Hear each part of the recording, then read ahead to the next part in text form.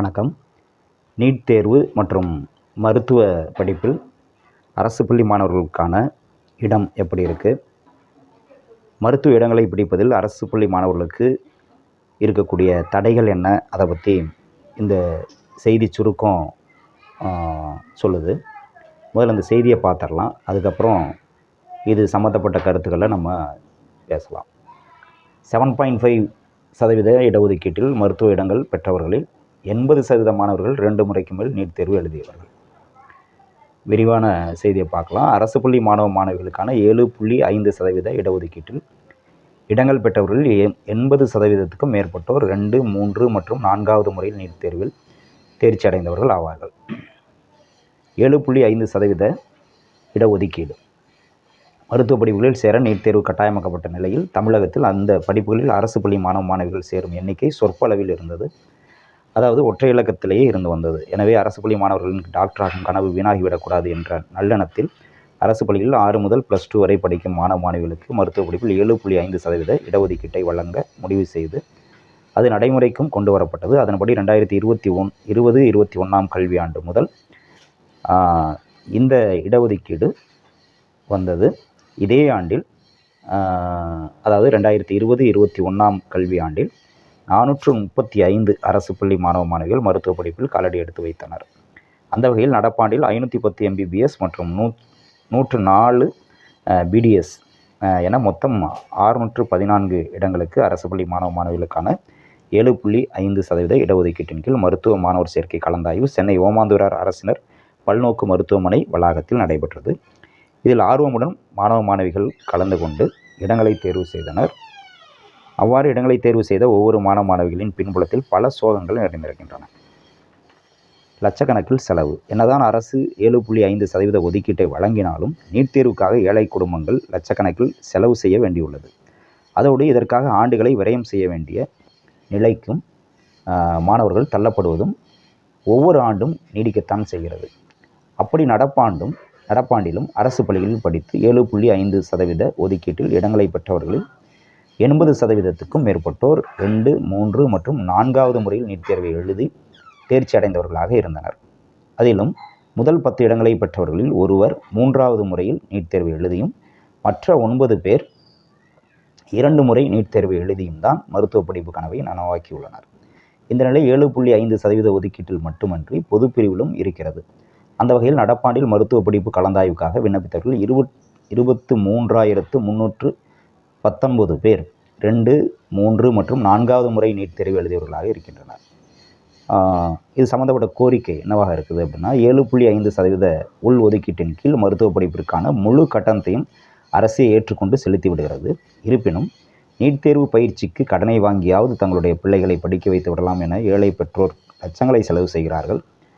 அதனை தற்போது மருத்துவ படிப்பிற்கான இடத்தை 7.5% இடஒதுக்கீட்டில் உறுதி செய்துள்ள மாணவ மாணவிகளின் ஆனந்த கண்ணீரும் மகிழ்ச்சியும் வெளிக்காட்டின. எனவே அரசு 7.5% இடஒதுக்கீட்டை வழங்குவது போல நீட் தேர்வுக்கான பயிற்சி வகுப்புகளையும் பரவலாக நடத்த வேண்டும்.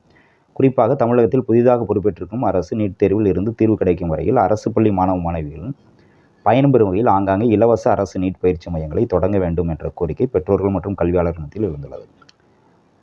ஸோ இருக்கக்கூடிய சிக்கல், அரசு பள்ளி மாணவர்களுக்கு 7.5% இடஒதுக்கீடு வழங்கப்பட்டிருந்தாலும் கூட நீட் தேர்வில் வெற்றி பெற்றாலும் கூட அவர்களுக்கான இடங்கள் கிடைப்பதில் இருக்கக்கூடிய சிக்கல் என்ன அப்படின்னா, இதில் பெரும்பாலான இருக்கக்கூடிய மாணவர்கள், அதாவது 80%க்கு மேற்பட்ட மாணவர்கள் முதல் முயற்சியில் வெற்றி பெற்றவர்கள் அல்ல, 2, 3, 4 முறை எழுதி வெற்றி பெற்றவர்களாக இருக்கிறார்கள் என்பது தான் இதில் உள்ள சிக்கலாக இருக்குது. இப்போது நம்மளுடைய தேர்வு முறையில் மிகப்பெரிய முரண்பாடு இருக்குது. அதுவும் ஒரு முக்கிய காரணம். தேர்வு முறையில் இருக்கக்கூடிய முக்கிய முரண்பாடு அப்படின்னா, நம்முடைய 12ஆம் வகுப்பு பொதுத் தேர்வுடைய அமைப்பு, அப்புறம் நீட் தேர்வுடைய அமைப்பு, இது ரெண்டுக்கும் மிகப்பெரிய முரண்பாடு இருக்குது. 12ஆம் வகுப்பு பொதுத் தேர்வில் நமக்கு 70 மதிப்பெண்ணுக்கு ஒரு முக்கிய பாடங்கள் அப்படின்னு பார்த்தோம்னா 70 மதிப்பெண், அதாவது நீட் தேர்வு சம்மந்தப்பட்ட பாடங்கள் 3 பாடங்களில் 70 மதிப்பெண்களுக்கு தேர்வு எழுதினாலும் கூட அதில் கொள்குறி வகை வினாக்கள் அப்படின்னு பார்த்தா 15 வினாக்கள் இருக்கும். நீட் தேர்விலும் கொள்குறி வகை வினாக்கள் தான் கேட்கப்படுது. அந்த வகையில் இந்த பொதுத் தேர்வில் 15 வினாக்கள் கொள்குறி வகை வினாக்கள் இருக்கும். மீதி 55 மதிப்பெண்களுக்கு அவர்கள் விளக்கமாக விடை எழுதக்கூடிய பகுதியாக இருக்குது. ஸோ இது வந்து மிகப்பெரிய முரண்பாடு. அப்போது பொதுத் தேர்வுக்காக தயாராகக்கூடிய மாணவர்கள் அதே சமயத்தில் நீட் தேர்வுக்காகவும் தயாராக வேண்டியுள்ளது.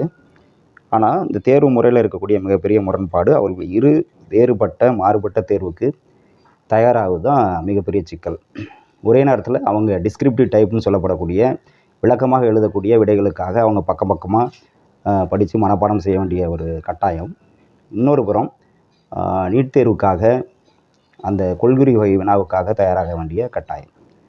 அதுலேயும் குறிப்பாக கணக்கீடு சம்மந்தப்பட்ட பாடங்கள் அப்படின்னு பார்த்தோம்னா, குறிப்பாக இயற்பியல் மற்றும் வேதியியல் பாடங்களில் இந்த கணக்கீடு சம்மந்தப்பட்ட வினாக்கள் அதிகமாக வரும். குறிப்பாக இயற்பியலில் 45 வினாக்களில் நீட் தேர்வில் 40 வினாக்களாவது கணக்கீடு சம்மந்தப்பட்ட வினாக்களாக இருக்கும். அப்போது அந்த கணக்கீடு சம்மந்தப்பட்ட வினாக்களுக்கு அதிகமாக அவங்க வந்து பயிற்சி எடுக்க வேண்டியிருக்கும்.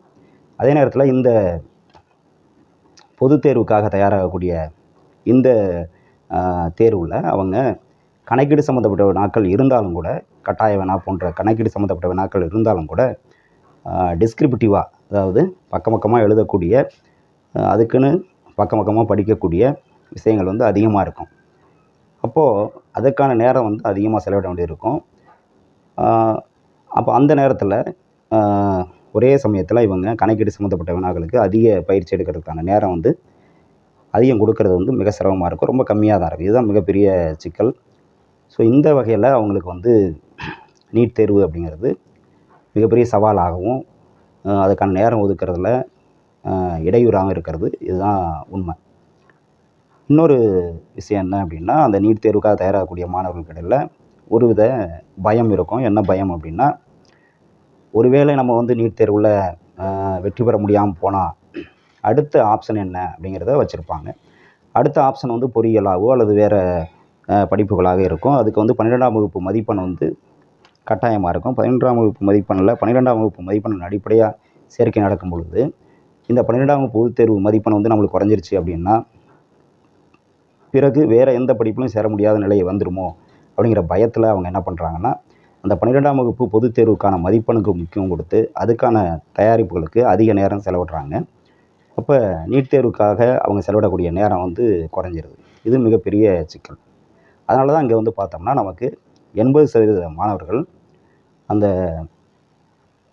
2ஆம் முறை, 3ஆம் முறை, 4ஆம் முறை நீட் தேர்வு எழுதி அதிக மதிப்பெண் பெற்று மருத்துவ இடங்களை பிடித்தவர்களாக இருக்காங்க. அப்போது இங்கே நமக்கு வந்து என்ன பண்ணணும் அரசு அப்படிங்கிறலாம் இங்கே கடைசி பாராவில் வந்து சொல்லியிருக்காங்க. இந்த செய்தியில் சொல்லியிருக்காங்க. நீட் தேர்வுக்கான பயிற்சி வகுப்புகளையும் பரவலாக நடத்த வேண்டும். இலவச நீட் தேர்வுக்கான பயிற்சிகள்னு சொல்கிறாங்க. இப்போ இலவச நீட் தேர்வுக்கான பயிற்சி அப்படிங்கிறது இருக்குது. அதாவது நமக்கு வந்து நீட் ஜேஇ இதை குறிப்பாக மையமாக வச்சே இலவச பயிற்சிக்காகவே அரசு பள்ளியில் நமக்கு வந்து மாதிரி பள்ளிகள் அப்படின்னு சொல்லிட்டு மாவட்டந்தோறும் இருக்குது. அதுக்கான பயிற்சிகள் வழங்கப்படுது. அது ஒரு முன்னெடுப்பு.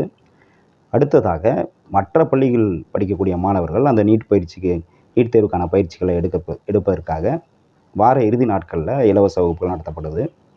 ஸோ இதெல்லாமே வந்து அரசு பள்ளி மாணவர்கள் நீட் தேர்வுக்கான பயிற்சியை இலவசமாக பெறும் வகையில் அரசு எடுத்திருக்கக்கூடிய முன்னெடுப்புகள். இருந்த போதிலும் அரசு பள்ளி மாணவர்கள் அந்த 7.5% உள் ஒதுக்கீட்டில் வரக்கூடிய மாணவர்கள் முதல் முயற்சியிலேயே நீட் தேர்வில் வெற்றி பெற்று அவர்கள் மருத்துவ இடங்களை பிடிக்கிற அளவு வந்து மிக மிக குறைவாக இருக்குது. இதுக்கு காரணம் நம்ம சொன்ன மாதிரி ஒரே நேரத்தில் அவங்க இருவேறு மாறுபட்ட தேர்வு முறைகளுக்கு தயாராக வேண்டிய இக்கட்டான சூழல் இருப்பது தான். அதனால தான் அந்த +2 முடித்ததுக்கப்புறம் அந்த ரிப்பீட்டர்ஸ் அப்படிங்கிறவங்க அதிகமாக வெற்றி பெறதுக்கு காரணம். அப்போ இங்கே இலவச பயிற்சி வகுப்புகள் இருக்குது. ஆனாலும் 12ஆம் வகுப்பு படிக்கும் பொழுதே அவங்களுக்கு இந்த பயிற்சிகள் இருக்குது.